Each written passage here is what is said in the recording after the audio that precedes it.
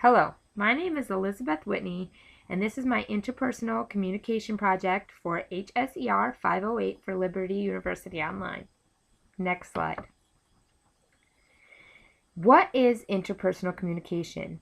Stewart defines interpersonal communication as the communication between a talker and a listener that maximizes the personal. Now, there are many ways we are able to communicate. We can communicate through face-to-face contact or through technology like I'm doing right now. I'm communicating through recording on my computer. You can communicate through email, text message, phone call. Burgoon says, as individuals engage in social interaction, verbal and nonverbal communication channels afford them a wealth of potential information.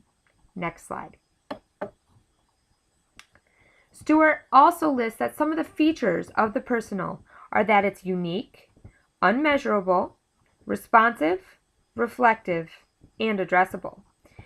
Stewart also states that when communicators give and receive or talk and listen in ways that emphasize their uniqueness, unmeasurability, responsiveness, reflectiveness, and addressability, then the communication between them is interpersonal. Hartley says that anything we do, any sort of interaction we have with others involves some sort of communication. So you have to think about that when you go to the grocery store, when you go to the mall, any sort of interaction you're having with someone on some level is communication. So you have to pay attention when you're looking at your personal communication to those 5 factors. Is it unique? Is it unmeasurable? Is it responsive? Is it reflective? And is it addressable? Next slide. Now, what is enlarging the conversation? Enlarging the conversation means to me that you're able to identify your strengths and your weaknesses in communicating. Once you've identified those strengths and weaknesses, which I did using my behavioral blend, you are then be able to become a more effective communicator. You also need to keep continuous communication with others as you work to improve on those strengths and weaknesses. And I also believe that it's being able to be empathetic to others' weaknesses, to look at who they are as a communicator and be able to understand that and use that as you're communicating with them. Next slide. My overarching goal, or OAG, is to not only be a better listener or a level 1 listener, but to be a better talker as well. I need to learn how to communicate better with those around me and also with the Lord. I have a problem that when I start to talk to people, I have a tendency to pull back, shut down, and not say what I really mean to say. So in working on my communicating, I want to be able to be more open or be a level 2 communicator.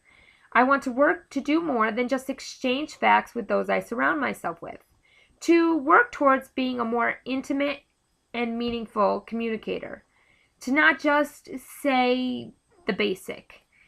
I also want to strive to be a level 1 listener in all of my communications. That is really important to me. Next slide. My Uniquely You behavioral blend is as follows. What is expected of me? I am an IC, or inspiring and competent. I'm vocal and active, and I see the glass as both half empty and half full. And I'm also a leader. So I'm both positive and negative when it comes to certain things. Now, in the behavioral blend under This Is Me, I am a CIS, a competent influencing specialist. I am a people person. I am determined and dominant, but I'm not a quick decision maker. I often have a problem, and my husband often makes fun of me for it, that I take my time to make a decision. I weigh the pros and the cons and go back and forth with what I want to do. I never just say, okay, this is what we're going to do. So that's something I definitely need to work on. Some of the positives and negatives of me as a communicator: I'm very outgoing, I'm loving, verbal, inventive, faithful, and giving. I definitely am very strong-willed when it comes to my friends and my family, and that you can see kind of with the outgoing and the loving piece. I'm very verbal. I love to talk. I often get in trouble in school for talking too much, so that could also be seen as a negative too. Some of my negatives are I'm very gullible. I often at times take things for face value, and in the end find out that maybe it had a negative side, and that's part of my being giving. I am very open with people, and then that's kind of what makes me gullible. I'm very intense. My emotions range from hot to cold very quickly. And when I do have an emotion, I'm very passionate about the emotion. I'm very unorganized. I tend to lose things. I have clutter everywhere. My desk is atrocious. And that's another thing that I kind of balance out with my husband is he's super organized. So he kind of gives me that balance. I'm very clowning. I'm known as the jokester of the family, and sometimes I can do that in situations where it's not appropriate, especially when I was younger. I'm very inflexible. I make a plan, I stick to that plan, and when that plan suddenly changes, part of my anxiety piece is I have a very hard time with that. I like things to be the way they are, the way I set them out to be, and when they change, I do struggle with that. And I'm very weak. Weak in a sense like I'm not strong, I don't have big muscles, but weak in a sense that I don't have strong-willed emotions to stand up for myself. Even though I have strong emotions in intensity, I don't often stand up for myself when I should. Next slide. Some of interpersonal barriers that I have are hearing what I want to hear. That is part of my anxiety piece, so I often tune into what works for me and not exactly what they are saying. I'm a very dependent listener. I want people to like me. That's also, again, having to do with my anxiety. And I've noticed that through this class, that anxiety is a big part of who I am as a communicator. But so when I listen to people, I'm looking for them to connect with me and to make that connection with them and for them to like me. I also have a lot of physical barriers. I am a mother of 3. I do go to school full time. So, and one of my children is an infant. He's 4 months old. So I'm often fatigued and tired. And I'm also a faker when it comes to listening. Because I have so much going on in my life, I often tune out and am thinking about the grocery list or getting the kids to bed or what we have to get ready for them going back to school.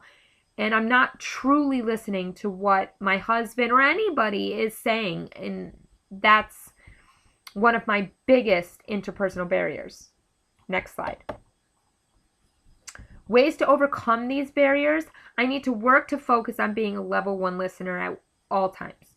This is something I really need to strive to achieve. I also need to focus on the conversation and not the impression being made. So I really need to listen and not worry about what they're thinking about me, what they need from me. I really just need to focus on what they are saying. I also need to find time for rest and relaxation, and I think that's important because it will help me to be able to overcome stress.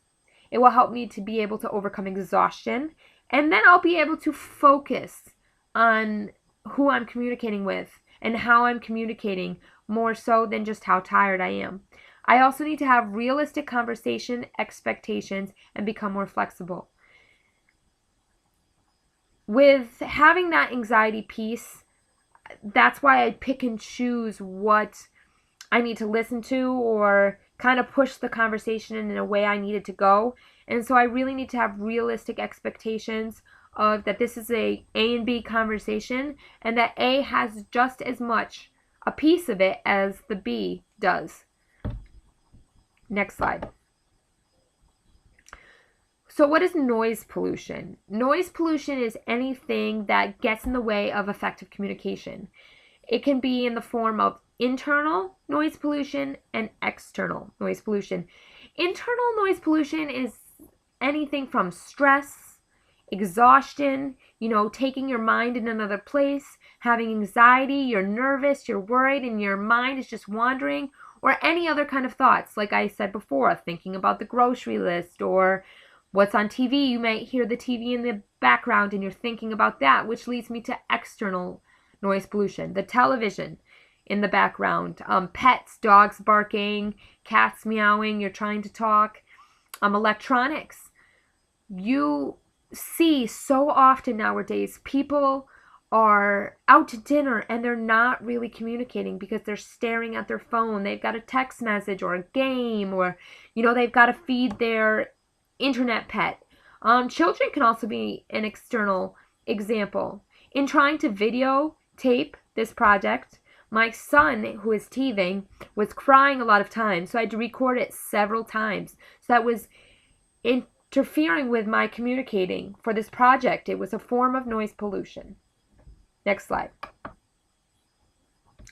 My action plan moving forward to be a better communicator is to pay attention to how I'm listening, to really look at those communications and conversations that I'm having with people and just pay attention on what I'm doing, because being able to observe myself will help me to be able to be a better communicator.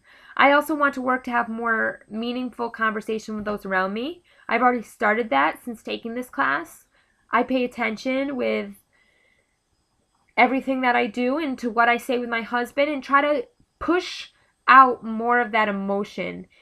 I've talked in the past about being flat-brained, and I really, don't want that problem. I really want to push to have those meaningful, in-depth conversations in my life and in my faith. I also want to try to use the talker listener card in marital conflicts. That was really something that resonated with me. And sometimes you can't avoid having those intense arguments. I mean, they happen. And I just want to be able to work through them in a positive way. And using that talker listener card will really help me. I had a quote that really just spoke to, putting my plans into action. And that is, "But someone will say, 'You have faith and I have works. Show me your faith apart from your works, and I will show you my faith by my works.'" And that's James 2:18. I really want to live by my faith and by my works. And I also want that to show in how I communicate and how I move forward in this interpersonal communication process. Next slide. So I hope you enjoyed my interpersonal communication project. I hope it gave you a little more insight to who I am as a communicator and what I want to be as a communicator moving forward. Thank you.